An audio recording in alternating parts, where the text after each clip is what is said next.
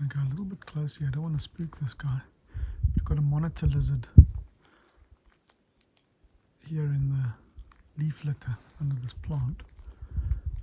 It's just in the beginning of spring here in South Africa, so the reptiles are starting to move around now. They've all been resting up for the winter months.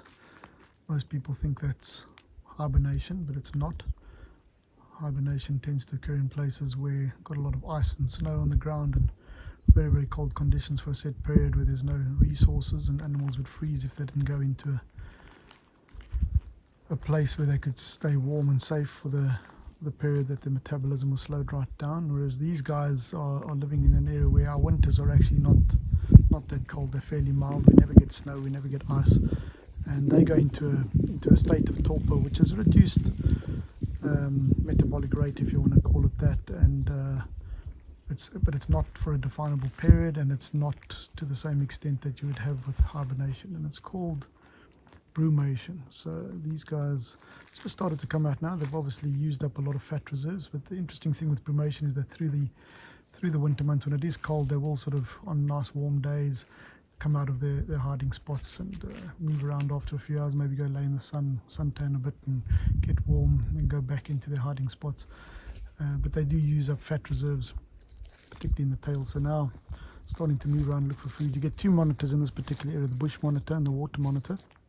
Bush monitor also goes by names of like rock monitor, tree monitor and things like that, but very, very grey and very well camouflaged, especially down in the leaf litter here. And they feed on pretty much anything they can overpower. They'll eat snakes, they will eat other lizards, they'll eat rodents, birds' nests, eggs, you name it. They'll raid birds' nests and take chicks and what have you. They'll climb into trees. They've got quite sharp claws. You can actually see now on the side of the head over there, there's a ear opening, and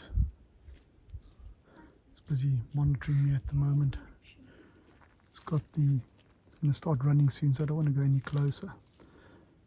But you'll see they also flick the tongue out, very typical of the monitors of this particular genus Varanus, which like a snake, they'll be scenting the air, trying to pick up on prey items.